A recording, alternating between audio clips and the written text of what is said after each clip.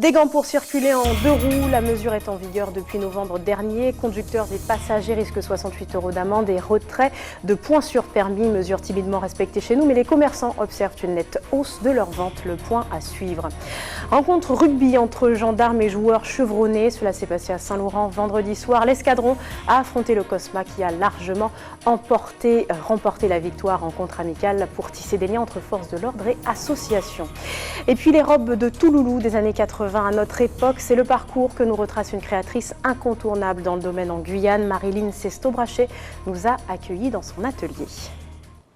Mesdames et messieurs, bonsoir. Merci d'être avec nous. Le candidat de la Belle Alliance Populaire pour la présidentielle sera donc Benoît Hamon. Déjà en tête lors du premier tour, il a raflé 58,65% dans le second tour de la primaire à gauche, face à un Manuel Valls à 41,35% des voix, mais toujours favori dans les départements d'outre-mer. En Guyane, l'ancien Premier ministre a obtenu 53,19% des voix sur les 597 votants dans le territoire. Je vous le disais en titre, elle est en vigueur depuis novembre dernier. Une nouvelle réglementation oblige les conducteurs de 2 roues et les passagers à porter des gants de protection. Les contrevenants risquent 68 € d'amende et un retrait de points sur le permis de conduire. Une mesure qui fait sourire certains et encore timidement appliquée chez nous. Les commerçants ont toutefois dû revoir leur stock de gants depuis le décret. Ayoudeli Germa. Dans cette boutique d'accessoires pour 2 roues, une soixantaine de paires de gants homologués comme celle-ci ont été commandés à l'annonce de cette nouvelle réglementation. Depuis que la loi est passée, oui, il y a beaucoup plus de ventes. Les motards, que ce soit obligatoire d'avoir des gants, là c'est autre chose, parce que même au niveau de la conduite et du confort, quand il n'y a pas de gants, c'est pas très agréable.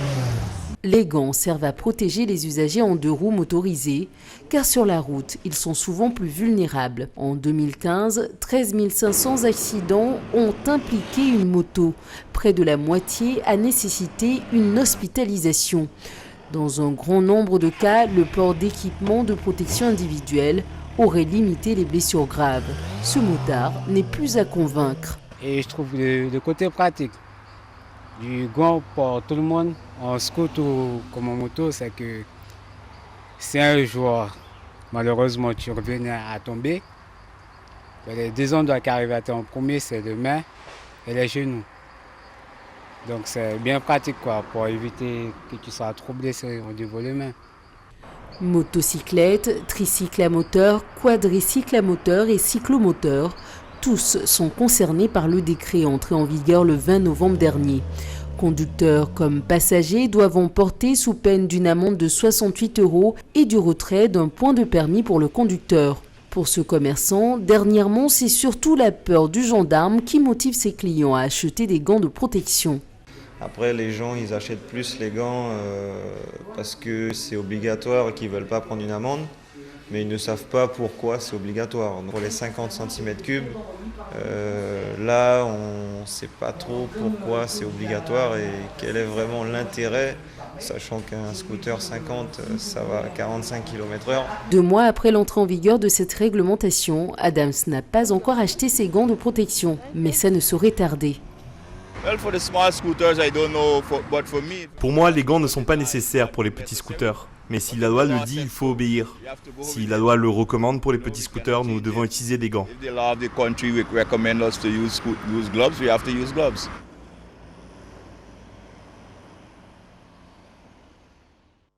L'inquiétude du MEDEF présentée à l'occasion des vœux du syndicat patronal ce matin. Le président du mouvement des entreprises de France en Guyane a rappelé les difficultés économiques actuelles et annoncé un avenir sombre pour le territoire si rien ne change. Il déplore notamment le manque de pouvoir décisionnaire au niveau local ou encore le manque de soutien pour les jeunes entreprises qui peinent à s'inscrire dans le temps. Tout un contexte qui empêche le développement économique du territoire selon Stéphane Lambert. Il a exprimé sa colère au micro de Jonathan Lariot. En 2040, on aura créé 30 000 emplois dans les entreprises et 90 000 chômeurs, si on fait de la même façon. Grosso modo, si on prend les fonctionnaires en plus, si on prend les chefs d'entreprise et tous les éléments, c'est dans une classe de 25 aujourd'hui. Vous rentrez dans une classe, vous pouvez aller regarder, il y en a 6 qui ont du boulot et les 19 autres, ils seront chez eux. Voilà, si on continue les mêmes choses, c'est-à-dire les mêmes bêtises que depuis 15 ans. Je crois qu'il faut qu'on réagisse et qu'on demande aux services de l'État de d'être des partenaires de l'entreprise. Alors qu'est-ce qu'il va falloir faire? Demander des têtes? S'il faut, on demandera des têtes pour être respecté par ces différentes administrations au sens large, de l'ONF à la DEAL. Il faut qu'on puisse bosser, qu'on puisse développer de l'activité, créer de la valeur et se développer normalement. Ça, on ne peut pas être pris entre la commande publique qui n'est pas payée et puis de l'autre côté, des obligations de dossiers à remplir, c'est déjà pas notre métier, qui sont vus avec un excès de zèle. C'est vraiment, vraiment trop compliqué. Si on n'arrive pas à développer, une partie de la réponse, elle est là. Alors qu'est-ce qu'on va faire? On va demander des têtes. Moi, je préférais aujourd'hui donner plus de pouvoir au préfet, qui puisse avoir le droit, il a le droit de choisir les fonctionnaires qu'il veut sur place, en tout cas les chefs. Nous, ce qu'on voudrait, c'est qu'il ait le droit aussi de les virer. Je pense que si le pouvoir de faire bouger les fonctionnaires n'était pas à Paris dans les ministères, mais était en Guyane, entre les mains du préfet, bien peut-être que là, on pourrait obtenir beaucoup plus de choses et d'administration, que ça suivrait du bas au haut de l'échelle, et que là, on aurait peut-être l'entreprise qui pourrait se développer dans de meilleures conditions.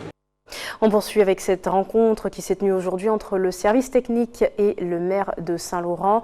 Réunion de travail pour revenir sur les revendications des salariés concernant les nouveaux horaires et les perspectives de carrière.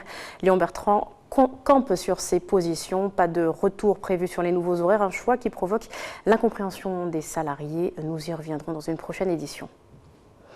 On poursuit avec cette action policière très attendue par les chauffeurs et les usagers des bus du réseau Mosaïque. À Fort-de-France et au Lamentin, les forces de l'ordre ont marqué leur présence aux arrêts de bus. Décision des autorités qui intervient après déjà une dizaine d'agressions enregistrées depuis le début de l'année. On fait le point avec Alvin Courcy.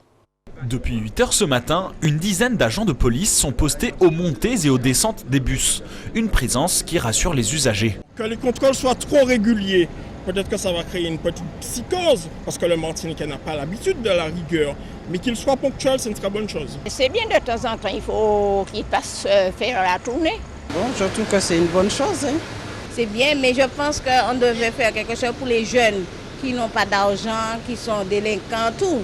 Parce qu'il faut mettre des cartes peut-être gratuites pour eux, des trucs comme ça, je pense. 3 équipes de la police nationale aidées par la brigade d'intervention étaient présentes sur les communes de Fort-de-France et du Lamentin.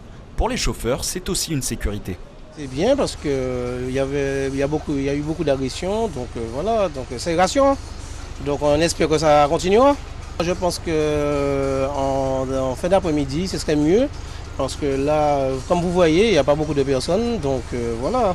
Donc vers entre 13h et 18h, ce serait l'idéal. Oui, mais voilà, les policiers ne montent pas dans les bus pour intervenir en cas de besoin. Faute de moyens, d'autres alternatives permettent de signaler une agression. On a décidé de mettre en place un mode opératoire d'alerte. Donc à eux de faire le 17 systématiquement. Les chauffeurs de bus ont un bouton d'alerte également qui est renvoyé sur leur centrale de surveillance et ils se rapprocheront de nos salles de commandement pour qu'on puisse à même d'intervenir rapidement. Les renforts ont été mis en place en attendant de cibler les zones géographiques les plus à risque où les effectifs seront renforcés. Un système de vidéosurveillance devrait lui aussi être mis en place. Pour l'heure, les bus ne circulent toujours pas après 19h30. En Guadeloupe maintenant, depuis ce matin, la communauté d'agglomération Cap Excellence a entamé des travaux pour réparer une casse sur le réseau d'écoulement des eaux pluviales à Pointe-à-Pitre. Quelles conséquences pour les habitants? C'est ce que nous disent Nathalie Dinan, Moïse Dexter et Patrick Curie. C'est un soulagement pour les riverains de la rue Vatable à Pointe-à-Pitre. Enfin, des travaux de réparation du réseau d'écoulement des eaux pluviales vont débuter. Ils devront supporter de fortes perturbations de circulation et des nuisances pendant quelques jours. Ça a occasionné gêne par rapport à le bruit. Le bruit, ça gêne beaucoup par rapport aux gens qui se trouvent dans le quartier. Et il y a M. Charlot qui est là. Ça a mis poussé à Gazaï. Chaque fois qu'il a bougé, rester à Gazaï, il fait bébé comme ça. Et madame, ça a gêné aussi. Et puis, au niveau des voitures, des trucs comme ça gêne. Parce que c'est une envie d'entrer, sortir, vite comme ça. Et puis, on ne peut pas avoir accès pour sortir à là. Pour les professionnels installés dans cette zone et les gens qui y travaillent, c'est le même sentiment avec une pointe de scepticisme sur le résultat final. Je pense que les travaux actuellement au niveau de Massabielle, de l'entrée, est une très bonne chose. Parce que dès qu'il pleut, c'est inaccessible. Donc la plupart du temps, les voitures sont pratiquement inondées, les roulements, problèmes de roues. Donc je pense qu'il était temps. C'était carrément insoutenable. Quand il pleuvait, les enfants marchaient dans l'eau, tombaient dans l'eau. On avait de l'eau jusqu'aux genoux et c'était vraiment inconfortable. On attend de voir ce que ça va donner aux prochaines pluies. Même si les travaux commencent aujourd'hui, il faudra attendre les prochaines pluies pour savoir si réellement c'est quelque chose de viable ou pas. Des travaux qui devraient durer une semaine. Les résidents et la population devront s'accommoder des perturbations pour profiter pleinement de cette route, surtout en temps de pluie. On poursuit avec cette rencontre sportive à Saint-Laurent, la dernière de l'escadron de gendarmes de la caserne. Un match amical de rugby a opposé les forces de l'ordre à l'équipe du Cosma vendredi soir. Les joueurs expérimentés l'ont largement emporté face aux gendarmes, mais toujours dans une ambiance bon enfant, l'objectif étant de créer du lien entre la brigade et les acteurs culturels et sportifs de la capitale de l'Ouest. Elsa Gonzalez. C'est parti, coup d'envoi pour les deux équipes. Chacune porte les couleurs de son club. Rouge et bleu foncé pour le Cosma, bleu clair et rouge pour le Saint-Onécan. Première mêlée et première chute sur le terrain boueux et imbibé d'eau de Village-Pierre. Ce match vient clôturer l'échange et la participation durant ces 3 derniers mois de l'escadron 12/5 de la gendarmerie mobile aux entraînements du Cosma Rugby Club. On a fait un bon match, on s'est tous régalés. Pour la plupart de nos joueurs, on va dire 80%, c'était la première fois qu'ils faisaient un match de rugby. Et tous, on a eu de très bonnes sensations, tous collectivement. Une très bonne entente aussi avec l'équipe du Cosma, c'était vraiment un plaisir. Avec un premier essai marqué par le Cosma, les Saint-Onais ne tardent pas à rattraper l'équipe, égalisant le score. Arrivé en octobre dernier, c'est à la demande de l'escadron mobile qu'une vingtaine de gendarmes sont venus renforcer les rangs du Cosma. Une occasion de se mêler à la population locale et de sortir des carcans de leurs fonctions. C'est un lieu commun de dire que le gendarme n'est pas que gendarme, et il est aussi un homme qui, quand il rentre chez lui, a besoin de faire autre chose, a besoin de s'échapper aussi un petit peu moralement, parfois intellectuellement, de son boulot, d'avoir des à côté et d'avoir de l'engagement physique comme là ce soir et les autres soirs.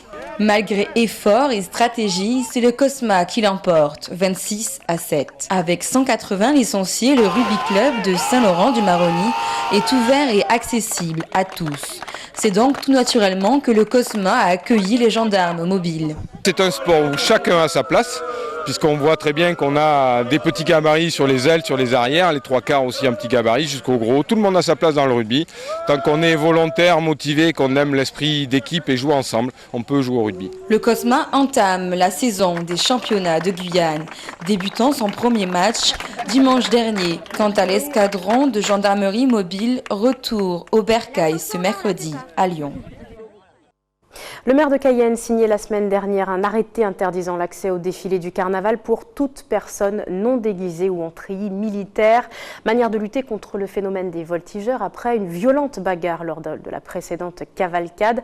Le décret a donc été appliqué hier. Résultat, une 60aine de jeunes ont été écartés du tracé, même si quelques voltigeurs ont été aperçus dans la parade. On écoute les précisions de Marie-Laure Finera au micro d'Ayoudeli Germa. Nous avons eu des appels d'administrés qui nous signalaient que les jeunes venaient avant la fermeture du dispositif déposer des armes ou de l'alcool sous des véhicules qui étaient garés dans des rues adjacentes. Puisque vous le savez, les riverains de la rue Laluette ne peuvent pas se garer, ni les riverains de l'avenue Léopold-Hédère. Donc ils se garent dans des rues adjacentes et bien sûr, ils savent bien, les jeunes, que les résidents ne vont pas sortir leur véhicule puisqu'ils risquent de ne pas retrouver la place. Et alors, c'est pas compliqué, ils seront interdits de circuit pendant tout le carnaval. C'est ça. On verbalise pas, mais c'est quand même grave.